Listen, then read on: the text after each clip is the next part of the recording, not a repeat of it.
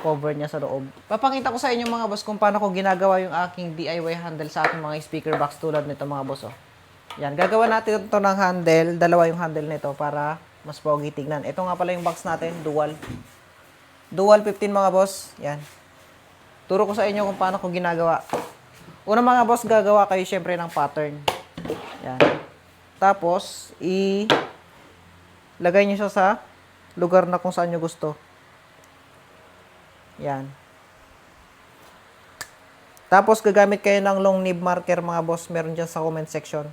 Mas maganda to gamitin mga boss para sa mga ganitong klaseng ginuguhitan. Para talagang makuha niya yung hulma. Tapos, bubutasan lang.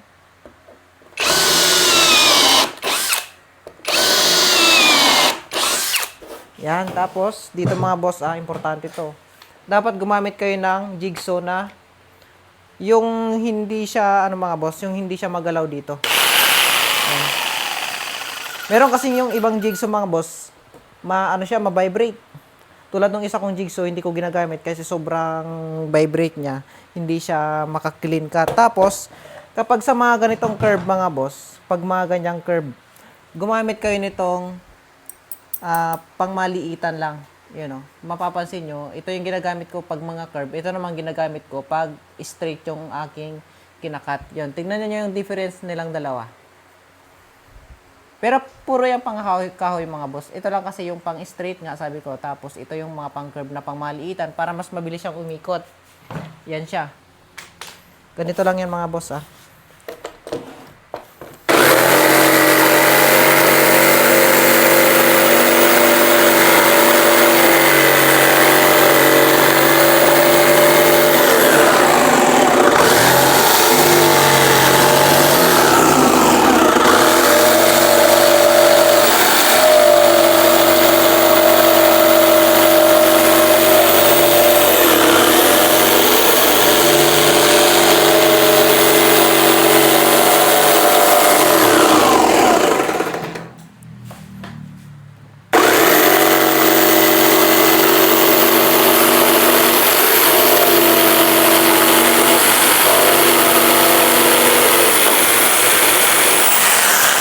Yan.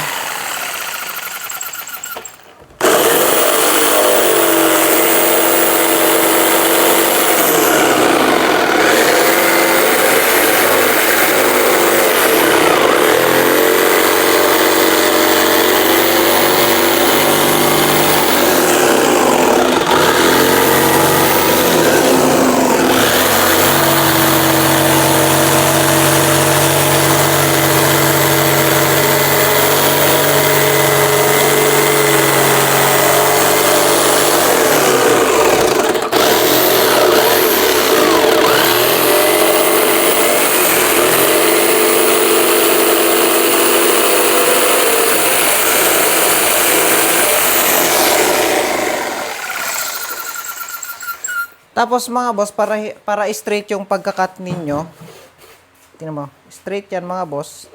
Dapat, kung halimbawa, pag ganun lang yung tira nyo, pag ganun, huwag nyong sasalubungin sa kabila. Dapat, iisang direksyon lang. Like, pag ganyan.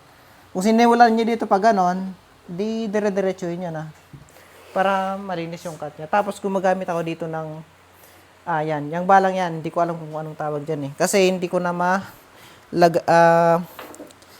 hindi na mailagay dito sa loob para linisin yung matalim na bagay doon sa loob. So, ito na lang ang gagamitin ko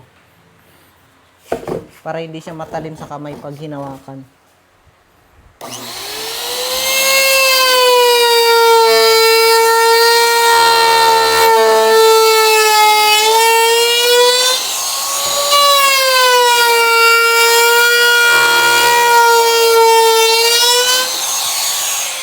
Tapos, gagamit tayo ng isa pang talim para dito pang ibabaw. Hindi na ako nagmask ngayon mga boss kasi para mas maintindihan nyo yung sinasabi ko. Yan, yung balang yan.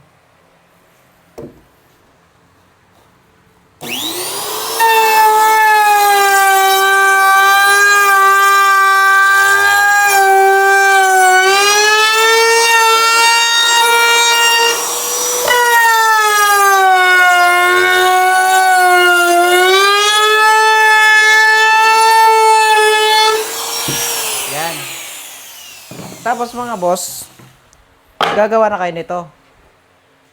1/2 lang tong nakapatong dito mga boss. Tapos ito naman 18 mm. 3/4. Mas maganda pinturahan nyo muna bago nyo ilagay dito. Yan. Para yan yung cover niya mga boss. Meron akong tutorial nito mga boss. Ay hindi pala tutorial yan. Meron akong video nito kung paano ko ginawa yung ganitong pattern. Yun yung cover niya sa loob. Yan. Tapos titirahin nyo na. Diba?